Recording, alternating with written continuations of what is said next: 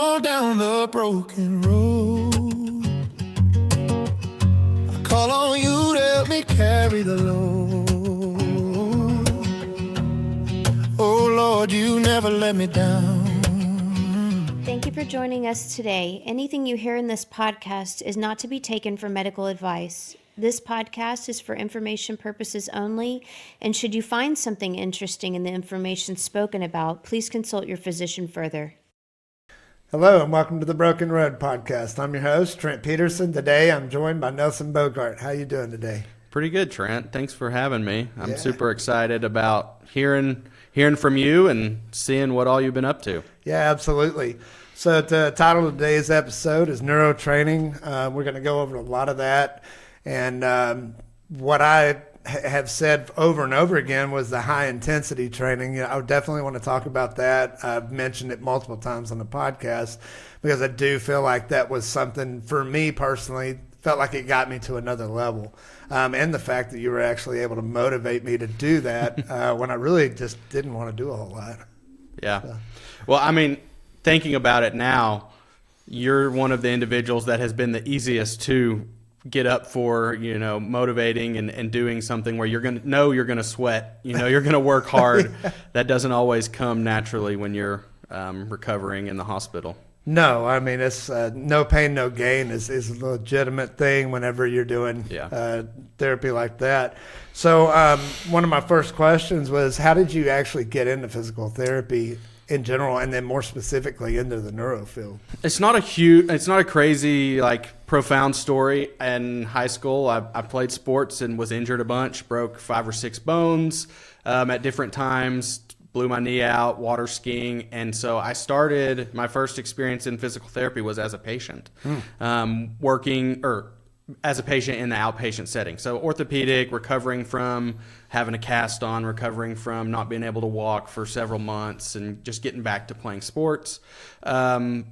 That piqued my interest. I had a great grandmother who also had a stroke when I was in middle school, and they lived in a very rural area. She didn't get much care. She didn't get much help with her recovery. Kind of discharged home, and saw how that affected her the rest of her life. That kind of started her decline the last 7 or 8 years of her life after her stroke. And so that was something that I've also used to kind of motivate me or bring about my interest in physical therapy as well. So that's kind of what got me interested throughout school, throughout college. I really didn't waver on that idea that I wanted to be a physical therapist, except for one time I'd gone on a mission trip to Honduras, and I spent the summer there after my freshman year with some missionaries. We would build houses, give people food, go to the hospital and trying to encourage kids. And so I came back from that wondering, hey, do I want to pursue some sort of ministry or pursue a mission field more so than physical therapy? And it just happened that I was going to observe a physical therapist that fall when I got back to school. And a physical therapist who really took it upon himself to make that his mission field for God. And he showed me that through physical therapy, I can use that as my mission field and have a higher purpose than just your regular physical therapist, but use that as a way to spread God's kingdom and spread his love through caring for people when they're going through a hard time recovering. So that's probably the most profound thing that brought me to physical therapy when I was kind of debating whether I wanted to stay on that track or pursue something different. Still going into physical therapy, most people, they're thinking, hey, I want to do outpatient sports therapy. I want to get on with a professional team. I want to be the Texas Rangers physical therapist. How cool would that be? But pretty early in physical therapy school, I was drawn to neuroanatomy, drawn to understanding how the brain worked, understanding neuro recovery. I think it was a minority. Not many people are drawn to that in school. Right. And so, I don't know, something about that, wanting to specialize in that, wanting to know more about that, encouraged me to be interested more so in working in inpatient rehab, working with people that have had neurological conditions. So, yeah, through school, I was like, okay, I think I want to focus on neuro. I think I want to go to work in inpatient rehab. I had my clinical rotations in inpatient rehab, and I had much better experiences there than I did in my clinical rotations that were in outpatient setting. Right. And I don't know if you know this, I was a student physical therapist at Baylor Inpatient Rehab before I was a physical therapist there. So I kind of got trained there. Oh, wow. That's cool. Yeah, I didn't know that. Yeah, so I got trained there. And actually, the first job I got was all because of my student rotation there in Fort Worth at Baylor. So I started in Dallas at Baylor Inpatient Rehab. And pretty quickly, once I started working there, they transitioned me to the spinal cord injury team. And so that's all neuro all the time. And so there I really was kind of thrown into the fire of figuring out and pursuing and being really passionate about helping people recover when they've faced a devastating neurological injury. So yeah, that's kind of what led me to being a physical therapist that wanted to work in that population with the individuals that have had a neurological injury. Awesome, man. That was a mouthful, but very thorough, and I would expect nothing less from you. That's awesome. Really good explanation for it. And I think you kind of made light of some things that are really important as far as from my viewpoint of the reasons why you went in that field and the weight that field really bears. I mean, I'm sure it is a kind of a narrow, well, first of all, it's a narrow field because it's not very necessarily easy to get selected to be that person in that position. And then even more so, probably the thought for a young person to be dealing with that weight and what that's like being around somebody that's had neurological damage or spinal cord injury or any of those things is not for the lighthearted, know, not for the faint of heart, so I say, I think. So while I was there, I think in the outpatient, you were actually doing some more schooling at that point. So what were you doing then? Yeah, I was working. Schooling. Yeah, no, that's fine. I was working on pursuing my neurological clinical specialist. Short, or that's a long for NCS. What we call that. What it is a board certified specialty that certifies or shows expertise in the field of neurological physical therapy. The accrediting board for that is American Physical Therapy Association, APTA, and they have different specialty exams for all the different fields of physical therapy. So orthopedics, pediatrics, geriatrics, neurological physical therapy. There's several more that they have. So what that is once you have enough experience, I think it's 2,000 hours of clinical experience in that particular field. Oh, wow. You can apply to sit for another board exam. A board exam, I think it's 250 questions, all of it neurological physical therapy questions about how would you treat this individual, how would you educate this individual on this situation. So yeah, what I was doing was just self-study, watching videos online through a program, studying on my own, looking at research. They ask a lot of questions about research, current research, and what's the most up-to-date practice for physical therapy. So I think I did that the spring of 24. So you actually go in a testing center, take a 5-hour test, and then you find out 3 or 4 months later if you pass or not. So right. I was successful. I passed and get to use that, as evidence to my commitment to the field of neurological physical therapy. Yeah, and that alone is 250 questions is a lot anyways. Yeah. But I know that those aren't easy questions. Yeah. And I've talked to other people that said that is a great accomplishment. Yeah. So doing that while you were actually still working is even more of a testament to your drive and what you do. And it helped me with my job every day. That's one of the ways I could justify it. When I'm working with people that have neurological conditions, if I'm furthering my knowledge and education about physical therapy in the neurological field, then I'm going to be a better physical therapist for those people when they come to the hospital, or when I have them in my practice, that I can be a better physical therapist for them because I've learned, and I've learned what is the best, idea for how to help people recover in that situation. So I could justify spending a lot of that extra time and commitment and energy to that. But it was a lot of late nights studying after kids went to bed and things like that. So yeah. No, that's really neat. So I've talked about it on the podcast quite a bit, but we did high intensity training together. Was really beneficial for me and my recovery. And then, really I feel like you kind of saw something in me that said, hey, this guy can do this. I don't think that that's necessarily, and I'm going to let you expound on this, but that's not necessarily something you do with each patient. So, another question I had on here is in that, right here, is intensity often misunderstood when it comes to that in that field in rehab? Yeah, absolutely. Intensity in terms of, you can define that in so many different ways, right?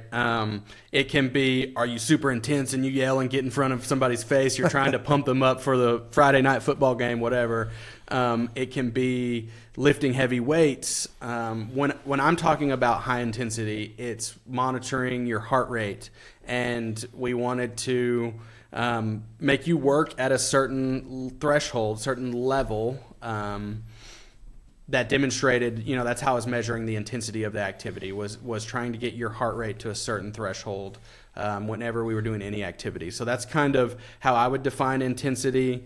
But you're right. Sometimes it's hard to know who's going to be the right person to try to pursue the intensity with, right? You've got people in the hospital that are older, more frail, maybe you have really severe deficits. It's going to be a lot harder to challenge somebody with some super intense activities than somebody that can walk a little bit, somebody that's younger, still has good muscle mass, somebody like you, Trent. You are perfect individual, I think, to challenge in that way, as you've kind of alluded to a little bit, but I think you've hit the nail on the head exactly for that. But, which is kind of leads to the next question, was how you balance the pushing, versus protecting a patient. There's some guidelines that help us know what's safe, right? Mm-hmm. The last thing we need to do if we're trying to help somebody recover is make them worse. Right. That's one of the things when I'm trying to decide what to do with somebody.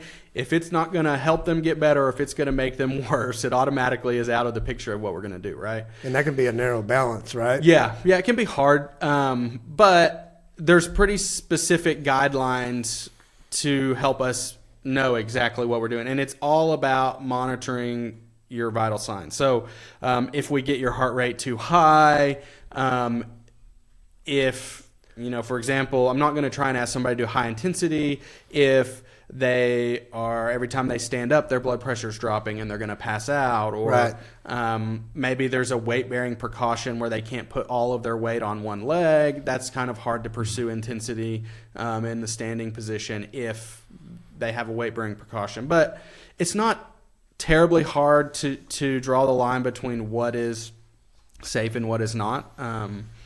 The other thing is we have physicians there that guide that process too. I mean, if a physician feels like it's not safe for their patient to do high intensity activities, then we're going to know that with communications with them and the nursing staff. Right. I kind of assume if they're in rehab, they're safe to do high intensity unless one of those things that I just mentioned occurs, unless the physician says, hey, I don't want them doing it. They've got a weight-bearing precaution.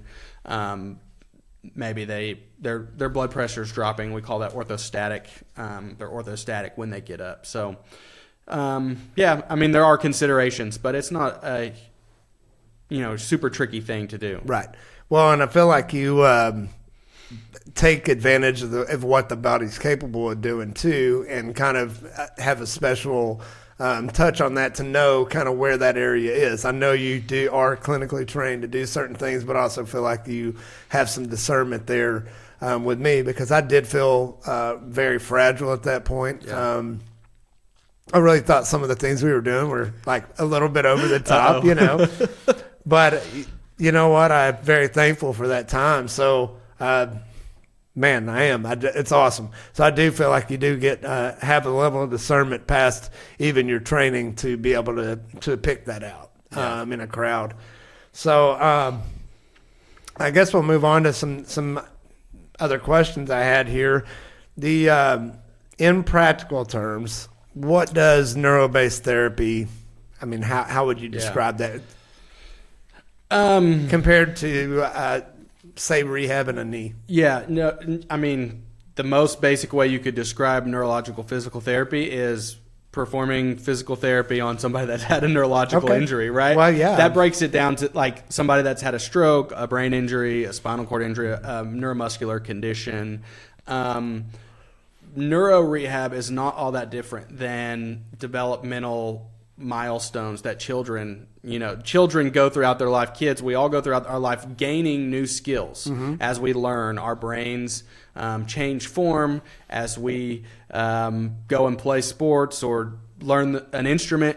You know, as you learn an instrument, the area of your brain that controls that skill increases in size, increases in function. So as we're learning new skills in life, it's not all that different than as we're recovering from damage to our brain or our central nervous system. So neuro rehab is trying to tap into those same mechanisms that help improve our brain's ability to perform a skill better. So help tap into those mechanisms that improve our brain. The fancy term for that is neuroplasticity. Right. I think you've heard that. Oh yeah, many times. So what that is just a term that describes our brain's ability to change. So our brain is a piece of Play-Doh, and we can change the shape of it or the function of it, even in areas that have been damaged, if we do the right activities, if we do the right things to improve that area. So that's neuro rehab, working with people that have had the neurological injury and then trying to tap into how can we facilitate neuroplasticity the most. Right. No, it's super neat.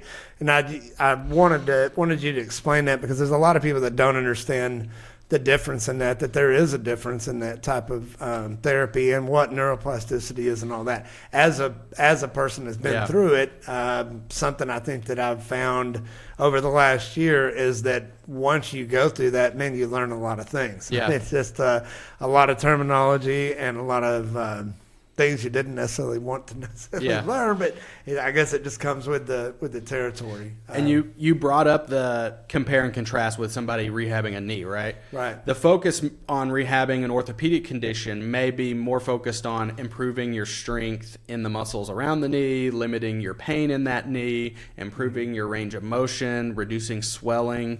You're looking at things in the extremity, what we call the peripheral nervous system, everything that's not your brain or spinal cord. That's what you're really working on. The cool thing is orthopedic physical therapy and those things are going to change what our brain does. There's going to be some neuroplasticity that takes place in our brain, even if you're just focused on improving the knee joint. But neurological physical therapy is all about changing the brain. So the goal is a little bit different, because if we change the brain, we change the person's skill or their functional abilities. Yeah, so there's probably some other things that come clear to you too whenever you're working with somebody that they're not necessarily ready for certain steps neurologically, or do you just kind of have to test the waters and see and push the brain to rewire itself? Yeah, no, some of both, honestly. Through your experience, we don't have a lot of time when somebody comes into the hospital nowadays. It's unfortunately it's how fast can we get this person home? How fast can we get them safe enough to go home and continue their rehab at home? And that's something that is hard for me, but and my job, the situation I'm in and was in, that's the reality of what I was working with. Everybody always looks down when I say meet them, treat them, and street them. Yeah, but that's the reality. We can't sit around and say, wait 3 or 4 days to see if you're to like make a decision. Are you safe to do these activities? You have to kind of trial and error and see. Now, we're not going to do anything that's going to harm you, right? That's what we talked about just a minute ago. That's the biggest guideline. We want to avoid any harm. But when it comes to starting quickly, the research has shown that you can start doing high intensity exercises within about a week after the initial injury, this initial stroke or injury.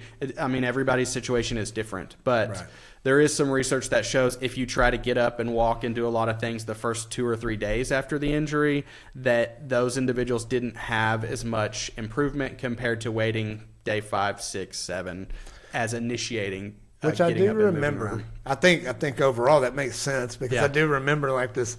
There was the time in the ICU and CICU, all of that had passed. Then there was a time in therapy or the inpatient where I was getting visited, but mostly by nursing staff, and you guys were slowly starting to peek in and do evals. But it wasn't like I got transferred over to inpatient and I was in the gym the next day. That there was a little bit of it. I don't think it would. So because of insurance, there's stipulations. We do have to do your evaluation within 24 hours of you getting to inpatient rehab. Right. But you probably spent, 5 or 6, 7 days, maybe not that long, pretty close to in the acute care or the ICU, like you said. I don't know if you remember how long you were over there before you were transferred to inpatient rehab. I think I was in total between ICU and CICU, that whole thing, I think I was 2 or 3 weeks. Yeah, actually. Yeah. So usually it's a good amount of time. So when you come to rehab, you're deemed safe to do therapy. And so sometimes we're there. Usually it's the next day you get there. We come in and do our evaluations. But that day, it's not as much high intensity. It's more just capturing what you can do. And then that gives us something to work from when we look at what are our goals? What is our plan? How are we going to go about accomplishing those things? What do we see that's the impairment right now? And how can we work on that? So pretty quickly, once you're in rehab, you're safe to do pretty much anything that is safe to do with patients, and as long as we don't have anything otherwise from the physician. So. Right. Yeah. My memory is not the best on that area. It's super cloudy during that time. It's a whirlwind of what you can do, what went down, I'm sure. But there is actually research for the high intensity. So we talked about high intensity a little bit. I don't know if you know that's a hot topic. That's a controversial topic in physical therapy. I have read that it is, yeah. But, the studies, the research that's been done to show the improvements, and we can get into that if you want to, what was done on individuals that were about 6 months after their initial injury, stroke, at least 6 months. So the question is, well, is this safe to do with people in the hospital when they're 2 weeks after their injury? Well, there was some more research that showed that it is no worse, or there's no more harm that occurs to patients doing high intensity in the rehab hospital compared to traditional, models or traditional paradigms of physical therapy. Right. They're still working on some clinical practice guidelines for in the rehab hospital with high intensity Gait specifically. But that kind of told us that we can translate some of the knowledge that they've deemed best practice in the locomotor high intensity studies in that acute or the chronic phase, that 6 months out. We can translate some of that research to people that are in the hospital, the more subacute rehab. So. No, that's great. And I've told a lot of people, obviously, we have the disclaimers that always play before that, and I have to be super careful about that. And I really don't want to lead anybody down a path that's going to damage them as well. Really, the whole reason why we're doing this is to hopefully help people. But staying motivated after you get out of therapy, after the inpatient and outpatient is a different thing. You know, when I go and volunteer and I talk to people, I try to get them to understand that I know you want to get out of here and want to get home. Everybody wants to get home, but once you get home, it's a whole nother animal. But for me, the HIT training continued, and still to this day, when I get up and I can keep my heart rate up at a certain level, I have a clarity that's hard to describe. The brain fog that I experience, fatigue that I still have even at this point, seems to kind of go to the background and just have a more clarity. So I do tell a lot of people that I know that walking every day is huge. You know, for me, and you may not be able to run, you may not even be able to walk that far. But moving your body and getting your heart rate up, to me, has been phenomenal. Well, that's interesting. I haven't thought of it almost as that way very much. Maybe that's some, the effects of endorphins kicking in when you're exercising, floods your brain and helps you feel better and gives you some clarity. That's pretty interesting to hear. Yeah, that feedback or that experience that you have with that. So that's cool. Yeah. So I've kept it. I've tried to keep it going. It's been good for me, and most people that have come and stayed active with me have seen the benefits of that. And I just think that being active in general is good for your brain.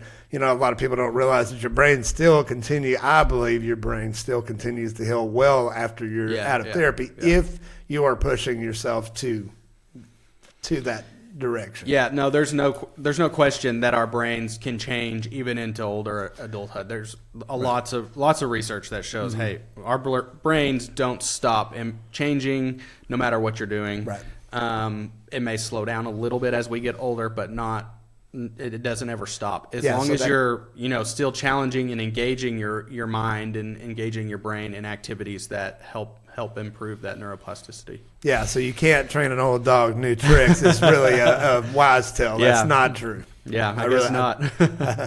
I mean, I used to think that, but you are capable of changing. I think that at any age. That phrase, I mean, there's some truth to it, I guess. It's harder, but it doesn't mean that it's impossible or that it's totally true, right? Right. Cool. So since that time, you've changed directions a little bit, still in the same field, but changed directions. What are you doing these days? Yeah, so I'm still a physical therapist. I work in what's called the home and community setting. A lot of people don't realize what that is or what it means. I work full-time in that setting. I get to occasionally go back to the inpatient rehab and work there as a physical therapist, and then I've got to work just a couple times in the day neuro program. So kind of getting to dip my foot into lots of different areas. That's something exciting to me. Back to home and community. What that is we're going to, it's working with people in their homes. It starts out in their home. We want to go and evaluate, make sure they're safe, make sure they have the equipment needs, train their family members how to help them, do physical therapy around their home, work on tasks they need to do. But the really nuts and bolts of it is trying to get people back into the community, into their relationships that they have in their community, into work, into volunteering, something that is meaningful to them. I'm a big believer that if we really rehabilitate people in the hospital, they do well, they go home and they don't ever leave their house, they're going to lose a lot of the skills that we tried to teach them in the hospital. So I agree. I think that's awesome that you're continuing to, pursue meaningful things in your life, and this podcast, this goal that you have is good for others, but I also think it's really good for you because it gives you meaning and it gives you purpose. And I think that's my goal when I go to people's house to work with them, is to get them in the community, to give them some sort of meaning or purpose rather than just, hey, I need to get up and go to the bathroom, or I need to walk around my house. 100%. Yeah, that's awesome. Yeah. So I really enjoy it. Some of the highlights of my time the past year with this setting we went to Midwest Food Bank in North Richland Hills area, and we did a volunteer day in December. So we had 7 or 8 patients that are all in the organization that I work for, and then probably 10 or 15 therapists, staff members, and we all worked together to pack 250 boxes of food, and the food bank gave them out to a food pantry, and the food pantry gave it out to the community. And that was something that was really exciting. Everybody loved that activity. Luke was there. He loved it, and you know, that was near and dear to his heart too, to be able to give back. I mean, he's built that way as well. Yeah, that's cool. That was my first time meeting Luke, I think. So that was cool to meet him and his wife. And then what is really cool about those things for me is, in those moments, it's not, hey, I'm the therapist and you're the patient. There's not that dynamic. And I'm going to tell you, hey, we're going to do this activity. It's, we're individuals working together to do a common goal, to achieve something together. And that is really meaningful for individuals. I perceive that's meaningful for people that are trying to, recover from a neurological injury. But so we've done that. We go to Rise Adaptive Sports. I'd love to see you come with us to Rise, Trent. Absolutely. Do you know what Rise is? No, you on the please spot. tell me about So it. it's adaptive sports, water sports. So we are getting into the adaptive sports now, but I haven't heard of Rise. Cool. So yeah, please. It's an organization at Lake Grapevine. I know they do maybe they do stuff elsewhere as well, but it's all for people that aren't able to function fully, or have some sort of disability, or not fully able-bodied. And what it is they have fishing, they have boating, they actually have water skiing, kayaks, and one time they did parasailing. And they say almost anybody with their capabilities can participate in a lot of those activities. Right. So even if you're not able to walk, the way they have the setup is you can do this water skiing activity. So you kind of sit down. I'm following in you a little. They have it's on skis, and it's like a little seat that you sit down and you're strapped in, and they pull you on a boat. Yeah, I had a friend that actually had adapted a surfboard that way, and was surfing behind her boat. So I do believe that's possible. Yeah, and it's really cool. They use, I think a lot of it is high school, college students to come and help. And they followed them on jet skis, so that when the boat stopped, they would jump off the jet ski and help the individual that was participating in the water skiing activity. They do tubing. They have campgrounds at Lake Grapevine that are adaptive, like accessible for everybody. Paved. They have picnic tables. They have bathrooms there that you can take a shower in easily. Somebody that's not able to stand or walk can transfer a shower and go to the restroom. So that is really neat. And they reserve that all for people that need it. People that aren't fully able to participate in those activities otherwise. Yeah, that's near and dear to my heart. Yeah. So in the summers we try to go every other Thursday with our patients and participate in those activities. But it's open to anybody. I think you just have to go on to Rise, RISE Adaptive Sports, and so hoping to get you out there. Yeah, absolutely. And I'll put that link down below as well. That's I'm sure you remember me talking. Surfing and wakeboarding. Yeah. That was kind of my gig, and I had my boat up for sale last year. It didn't sell. I'm kind of hoping maybe that means God's got another plan for me, and I'm going to be able to get back out there. And I am feeling better this year. I think I got a long ways to go, but seeing something like that and knowing that that's out there, I would love to even just go out and watch somebody else, do that and participate and help them achieve that goal as well. So, that's cool. Yeah, I have a lot of fun. So that's what I get to do with my job now. Take people out, and had a patient that he drove a forklift for his job. So we went to the food bank, and he worked on packing pallets and driving an electric pallet jack. We didn't quite get to the forklift, but it was very similar using the electric pallet jack. And there's some benefit. There's some. I find that really meaningful to get to experience life in their home, life in their community, work on getting back to real life activity. The difference between that and the hospital, you're trying your best to simulate the activities that they do at home, because you know there's lots of research that shows if we work on this activity in the hospital, and it's not related at all to what they need to do at home, it's not going to help them at home. Even if they get better physically, it's not going to help them at home if there's not some sort of translational skill that they can do. So that's the hospital. You're trying to simulate home as much as possible. The job I have now, I don't have to simulate home. We're in the home, and we get to just work within the home or the community. So do you see that the outcomes, as far as recovery outcomes in that setting, are a little more fruitful? It's hard for me to say that. It's hard for me to say one way or the other. I've been doing that for a year now. Okay. And when you're in the hospital working with somebody, they're, like you said, a week or two out from their injury.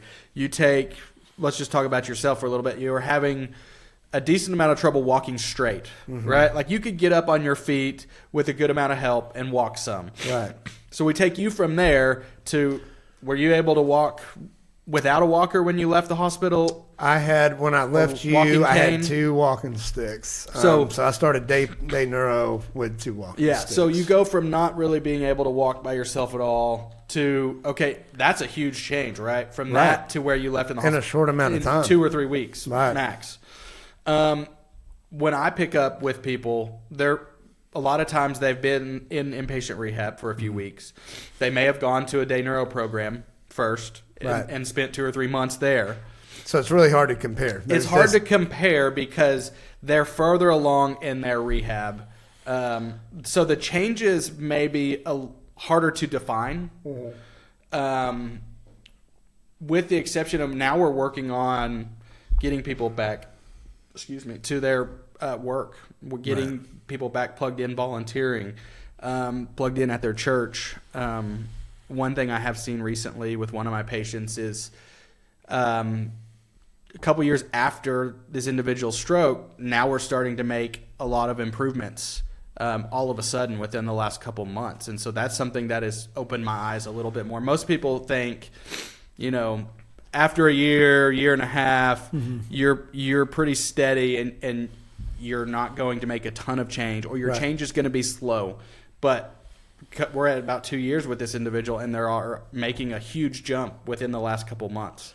That's exciting. That's very cool. exciting. Yeah, and that's something neat for me too, just to relate to that. I'm visiting and interviewing people that are some are 8 years post stroke or post brain injury, and they have said that they still see gains. They're not necessarily at 8 years seeing huge gains. Yeah.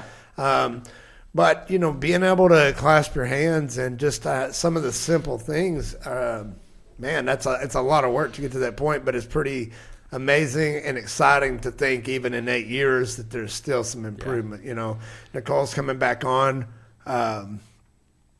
to represent for American Heart Month, I think towards the end of February. So look for that one. Yeah. It's going to be a good one. She has made just a tremendous progress, over the years from where she started. Yeah. Talking about, we talked about the high intensity gait a little bit earlier. I think it would be good to spend a little bit more time talking about that because this ties into what we're talking about now, because I watched a case study presentation not too long ago about an individual that came to outpatient therapy 10 years after his stroke. His goal was to obtain a power chair because he was no longer able to walk. His family was having to help him with all transfers, and they did this high-intensity gait training on him for twice a week, an hour each session for about 8 to 12 weeks. And he discharged from the therapy walking with a cane independently. 10 years after his stroke, he showed a huge amount of progress with that, paradigm of treatment. So, I think that it can provide some encouragement for individuals that are in that chronic phase of recovery, that there's still opportunities to have big changes if we're doing the right things. And working on the right things too. I'm glad you brought that up because it is kind of, if you get lost and start looking on the internet and reading stuff, you think, well, if I haven't gained this by my first year, or even more often than not, when you're looking on the internet, it's 3 months, a lot of people get discouraged pretty quick. Even when somebody else is trying to tell them, hey, there's still an opportunity, that's what they found on the internet. So I'm glad you shared that, because it is an ongoing thing. Yeah, that's not the case. Yeah. I'm guilty of saying the same thing to people in rehab, like, hey, your most amount of recovery is going to be within the first year, so we need to make this count. That doesn't take into account what you've already said. When you discharge, like, you may stay in the hospital for 2 or 3 weeks. You may get to go to a day neuro program or a home and community program. You may get to do outpatient therapy. But even then, it's probably like 3 or 4 months and you're done with your physical therapy officially, right? So people stop doing things. People stop doing their physical therapy. They don't follow their home exercise program. And that's why you don't see any change after that 3 or 4 month mark. Part of the reason. Very good thing to bring up. So, absolutely. It's all about what you do and why you do it or how you do it. It's not time is a big factor, yes. But that study I was telling you about, the high intensity locomotor training, locomotor is a fancy term for gait or walking, had patients that were years after their stroke that made huge improvements. The study I'm talking about has been around for about 10 years. 2020 is when they really published some good research about high intensity locomotor training. So what they looked at is walking function, walking speed, and walking distance in individuals that have had a stroke, specifically looking at walking. And they found that if you want to improve somebody's walking, you have to walk, right? You have to be, they call it specificity. You have to practice the skill that you want to acquire or want to improve on. You can't practice other skills and have that directly translate. It has to be the skill that you want to improve on. Well, that makes sense. So specificity, repetition, 2,000 to 4,000 steps a day is what they're looking at in terms of getting the amount of repetition to improve. And then intensity, getting somebody's heart rate at least to 70 to 85% of their heart rate maximum.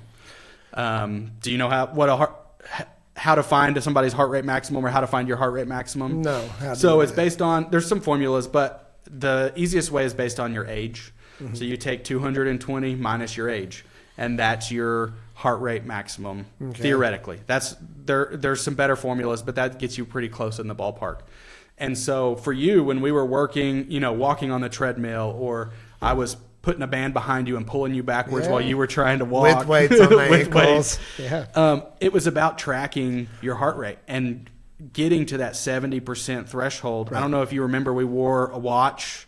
I think you even brought your Garmin up there to try to use. So we're monitoring your heart rate in real time to assess, are we making you work hard enough or not? Right. The reason being is they found, and they have actually like images of like people's brain and the changes. They found that you have more, that you facilitate more neuroplasticity when you're working at that threshold, that intensity of 70 to 85% of somebody's heart rate maximum.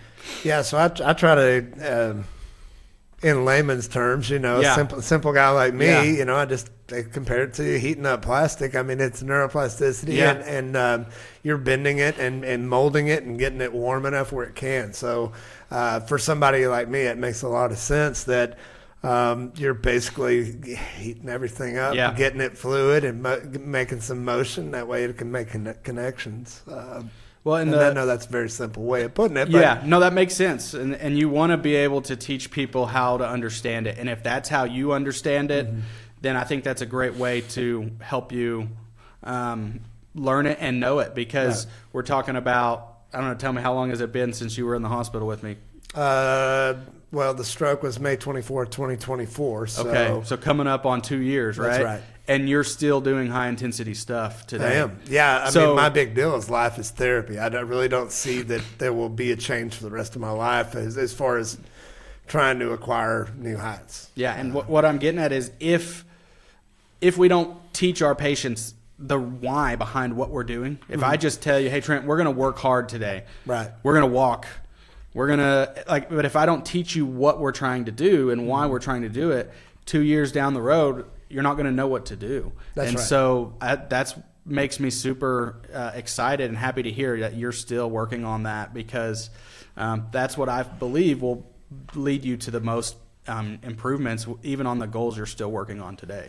Yeah, and I harp on that a lot, that, not all therapy is made equal, and that, I feel very blessed that I had you on my team among everyone that was part of my therapy journey. I really feel like it could have went a completely different direction. I've seen people and have tried to help, I'm still trying to help some people that unfortunately either their insurance didn't cover that type of therapy, or they just, went to a facility where the care wasn't there.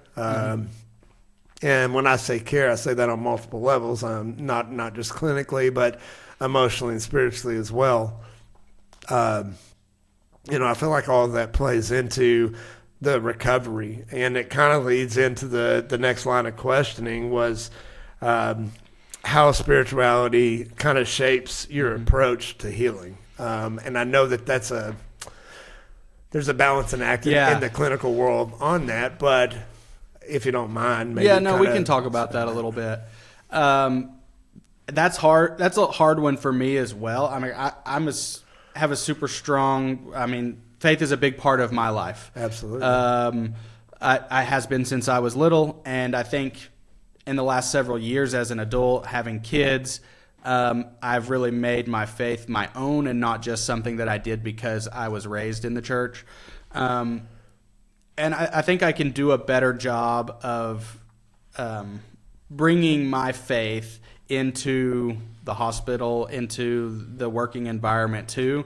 But I think there is an aspect that I've seen specifically when individuals that are in that situation as patients or their family, when they have a background in faith or some sort of, I don't know, I say faith, some people might say mindfulness, whatever, some way to keep themselves grounded or continue to focus on something that's positive or a hope for something better, really helps people be able to work and really do everything we're asking them to in the hospital.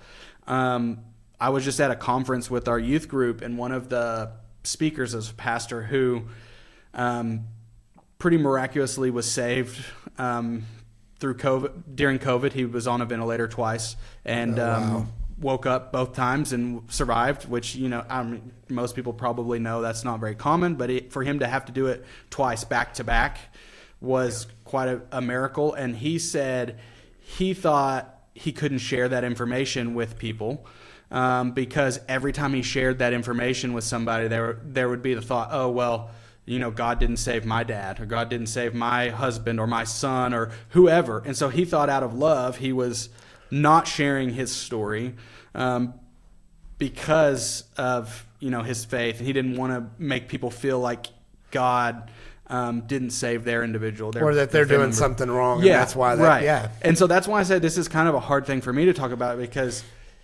some people say, well, I believe God's going to heal me, or I believe God's going to see me through this.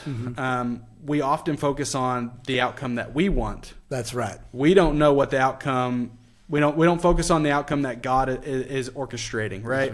And so when we talk about that in such simple terms of, I know God's going to heal me, and that doesn't come true, what kind of damage does that do to people's faith, people's spirit, when we view it just in simple terms of here on earth type of conversation? Are you following me? I know I'm kind of dancing around. No, I'm following you 100%. And it is something I can see that that is a touch and go thing. A lot of people do put a lot of weight in that, but I agree with you 100% that when our plans are our plans. Yeah. They're not necessarily God's plans for us. So, it's kind of hard to see, and I talk to a lot of people that are in all different walks and parts of their therapy and recovery. And it is, I see that too, and there is some hang-ups that happen in there that really shouldn't be there. And for me, personally speaking, I mean, I've had my moments. Everybody does, but I was, the why me, it's like, why not you? And really, it just never was my plan anyway. So, I had my fun. I did my thing. And now I do this. And this is what I know I was saved to do. Yeah. I do remember, for some reason with you, we did have some conversations about our faith openly in your rehab. That doesn't happen with a lot of my patients. I don't know. There was just something we were comfortable with that. I could probably do a better job of sharing my faith with my patients. Your question about how does it help me? I definitely think it helps me when I'm waking up every day going and trying to help people, get better, help them get up on their feet, help them see a light at the end of the tunnel of the, chaos that's happening whenever you're feeling, experiencing something like losing your function, losing your mobility, losing your ability to eat, or I remember saying that was a big part of your rehab too, was the swallowing. That was huge. I think, what did Kristen bring you? Cake, or what did she bring you to eat the first time? Gosh, you're gonna ask me again. Yeah. She does too. It's like it was something special. I can't remember everything that happened with Kristen. No, was that's so okay. special. Oh man, I love her. Every time I go up there, it's like my, I gotta find her just because that was such a huge thing. But I want to say it was like, I don't remember. I don't know. I know that on the list was having fettuccine Alfredo too, which was strange. It's not even something I really liked, but before the stroke. But for some reason, 40 days reset a lot of things for me. So. But I use my faith every day to help me stay motivated. It reminds me my why, my reason behind going and being a therapist and helping people get better.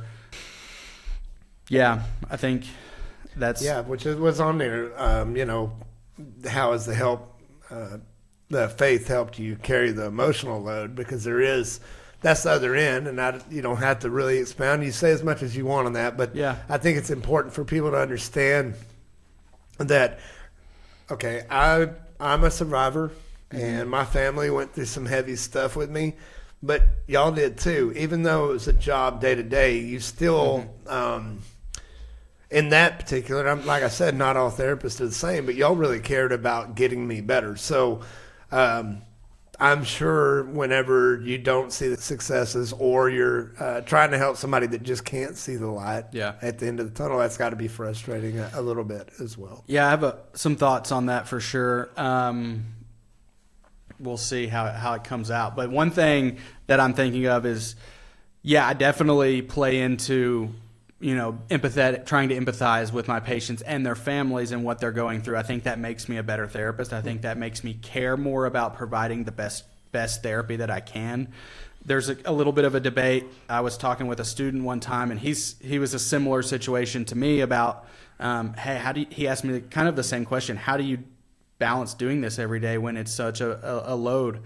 And some of the therapists were saying, hey, you just have to separate those things. Like, just kind of go numb to it. You can be a better therapist that way. You can not let it affect you out of the clinic or back at your personal life. And I kind of told them the opposite. I think that's what makes us great therapists, is because we care about people. We care about helping them get better. But it does weigh a little bit on you whenever you're not as successful, or you just see situations. I remember one of my patients when I was working in Dallas, a young kid, and I still interact with him some, was just having a terrible time. He was experiencing paralysis kind of from the chest down. Oh, wow. And he was having a lot of medical issues, and just like, I think it's hard driving to and from Fort Worth in Dallas every day for my job, and he's going through this, his family's going through it. What does life look like going forward? But at the end of the day, how I reconcile that is, I may be feeling some emotional burden there, but I go home and I've got my family, my wife, my kids, my faith to lean back on. The patient, their family is going through it their entire day, their entire night. It's not something that you can get away from, right? There's no off switch. Yeah, the reality is you're facing a future of how do I get back the things that I've lost, or the function that I've lost?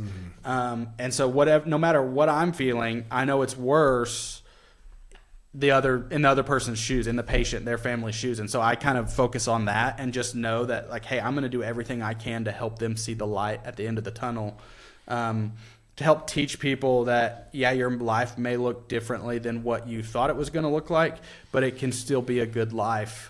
And I'm talking about people that have paralysis, that are living their life from a wheelchair, or people that are that have had a stroke or a brain injury and you do some walking and talking and things like that. But just try to point people towards I can still have a good life even if it's not what I was anticipating. Yeah. And I mean, some people can probably say, hey, that's rich that you're saying that when you haven't experienced it yourself. Right.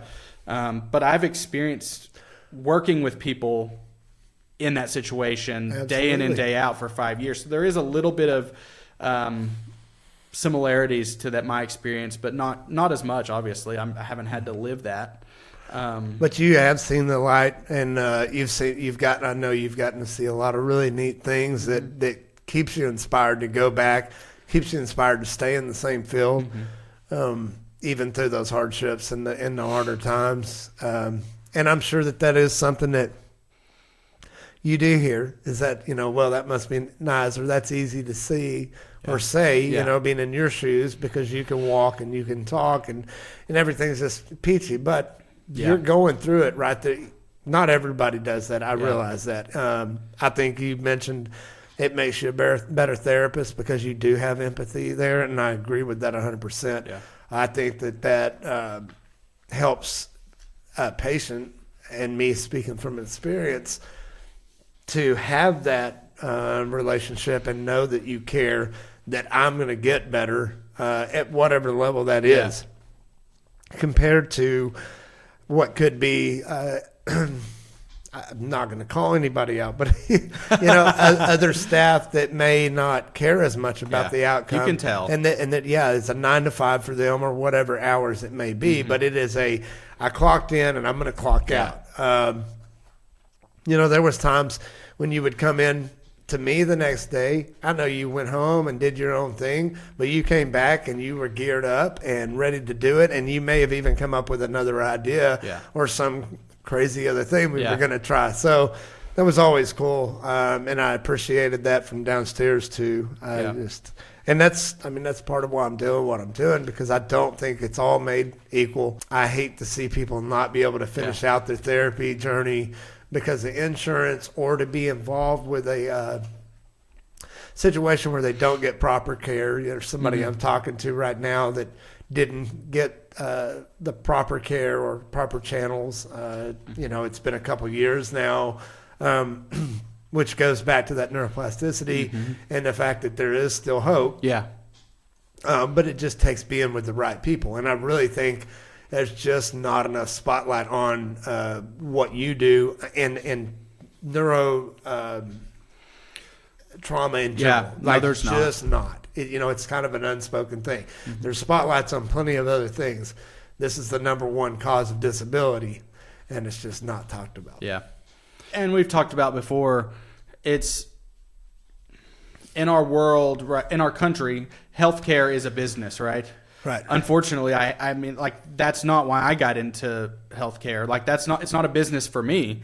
But that's why I feel like it's not talked about as much, because it's not a huge money-making business, in my opinion. I don't know the facts on that, but at least for the people that do the work day in and day out, it's not. No. If it were a huge money-making business that could help people, I mean, there would be a lot more information on it. But I think, was there anything else you kind of wanted to hit up? Because we're kind of getting close to wrapping up here.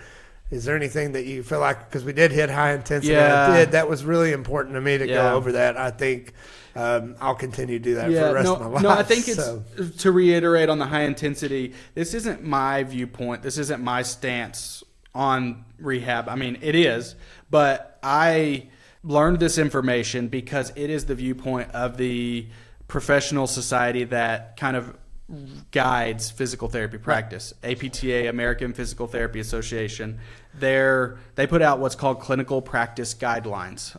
Basically what that means is it's a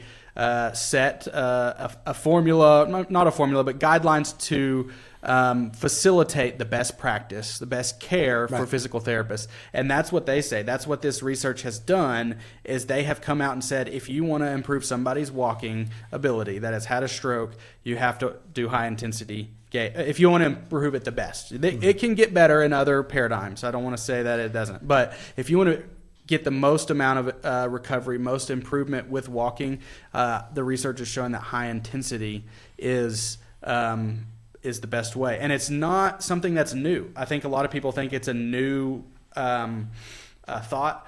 The principles of neuroplasticity, there's 10 principles of neuroplasticity. They've been around for 75 years now. Intensity is one of them. Mm-hmm. And so is repetition, and so is specificity, those things we've talked about. It has just shifted the focus more to intensity than some of the other principles of neuroplasticity. Well, I think it takes younger therapists and guys like you, guys or gals, that are willing to try and step out of that comfort zone a little bit and try something that is clinically proven that it works, and pushing that to new levels and seeing, what can we do with this? Instead of just getting stuck in the same mode of the day-to-day grind and just doing the simple things that work, and trying something new. I think it's huge, and I think that's what's going to push the whole therapy world forward. Neurotherapy specifically is people being willing to try new things, and with AI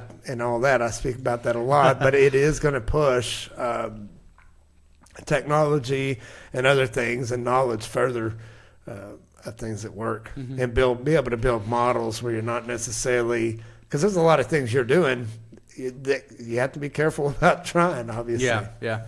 Well, and it's hard work for the therapist too. Like when I'm pushing somebody high intensity, I'm probably sweating too. Yeah. And that's something that is at first is like, hey, I'm the only therapist in here sweating. What's going on? Like, that's a little embarrassing, right? But it doesn't matter. It's what is best for my patient, and I'm going to choose to do that.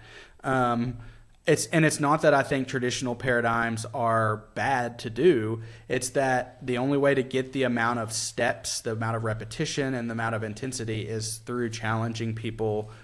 Walking on the treadmill, like you said, with weights, or pulling you backwards, or making you push heavy things, that type of thing. Going up and down stairs a bunch. Right. Did we do that a bunch? I don't remember. We did. That was kind of scary the first time you took me out there to do that.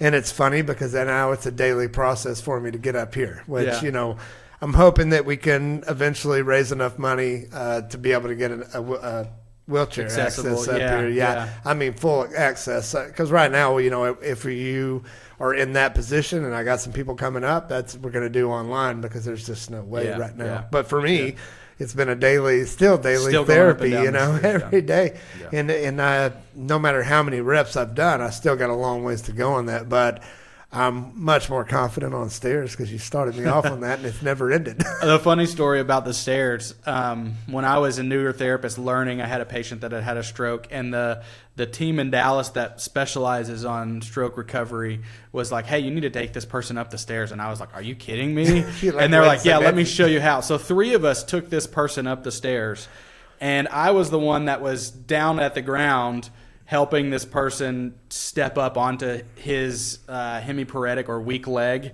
And I went up 3 or 4 flights of stairs, like squatted down trying to lift this person going up. And they're like, yeah. And afterwards, I'm all sweating and breathing heavy. And they're like, Nelson, do you need to go to the hospital and see if you're okay? You were probably sore the next day too, I was, really. Yeah. So, but you're exactly right in terms of that's, you're still working on that today and seeing benefits from doing that. I guess about 2 years ago, huh? Right. Yeah, no, it's cool, man. I just keep on pushing, and I think that's the only way that anybody's going to get better. And these principles to me are no different for a survivor than they are just a standard or a regular person walking day to day.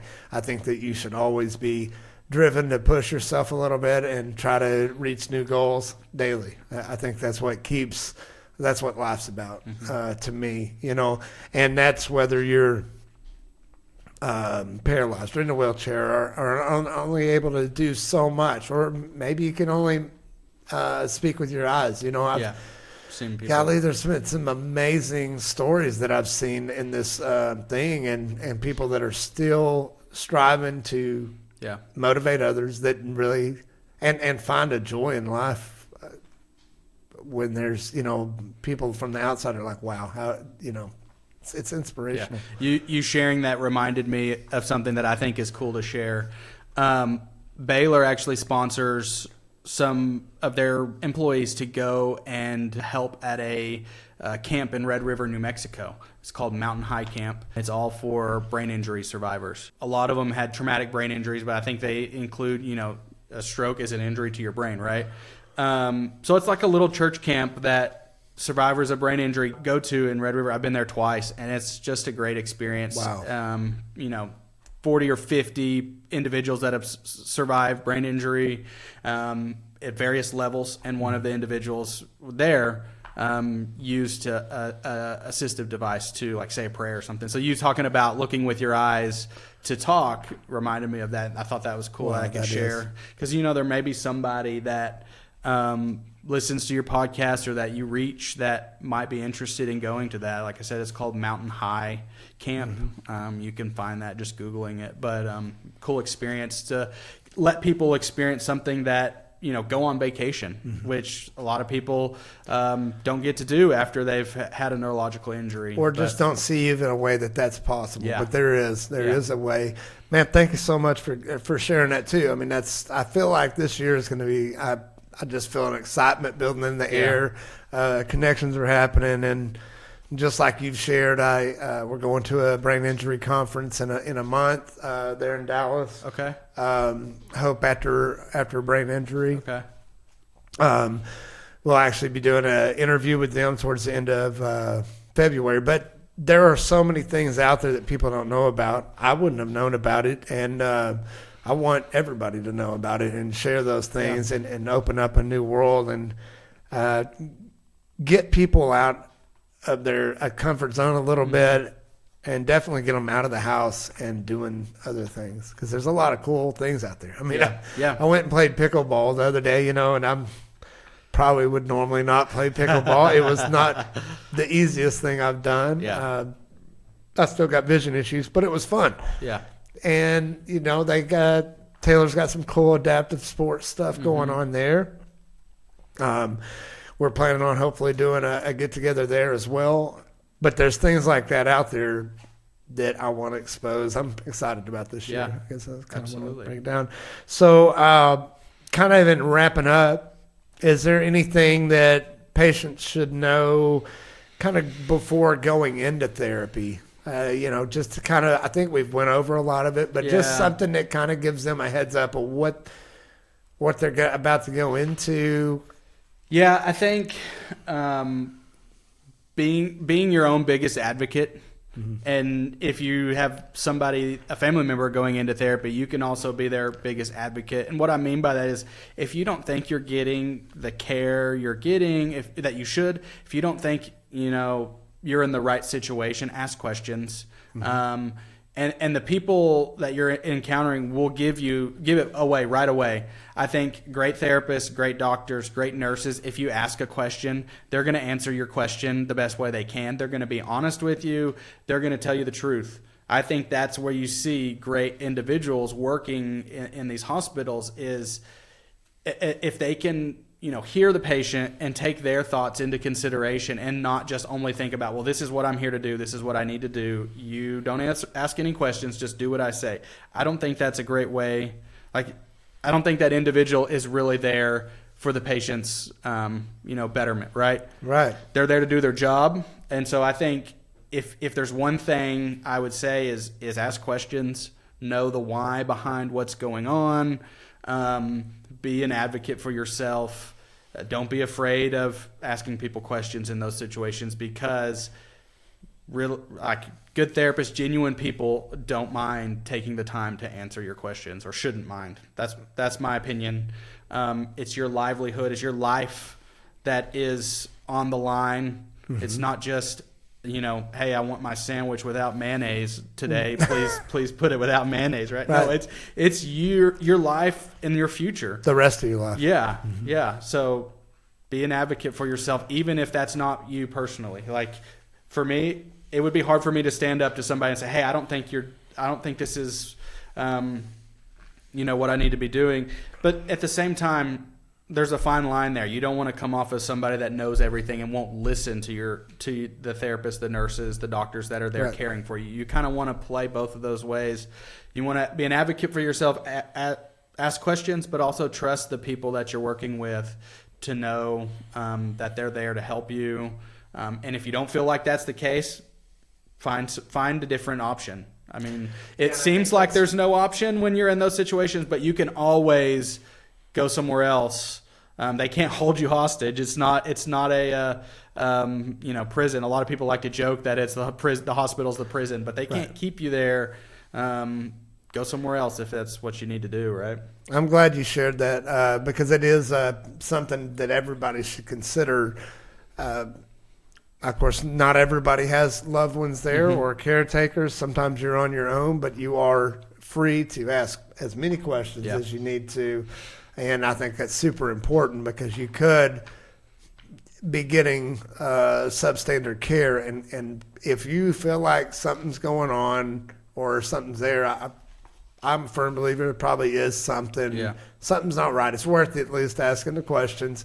And if you can't get the answers from either your therapist, nursing staff, or doctor, there's also always management that I mentioned to everybody above them that will hear your concerns. It is a business. They do want to make sure that you're not going to go out and tell everybody, hey, this place was awful. Don't ever send your loved one there. Yeah. So and I don't think that's anybody's goal. I think that every once in a while being that advocate kind of is a good reminder for staff that it is a human being that you're dealing with. And asking questions, the other purpose that serves you is you learn and you Absolutely. know the why behind what you're doing, so that when you leave therapy, when you move on to something different, then you know exactly what you need to keep doing to keep getting better.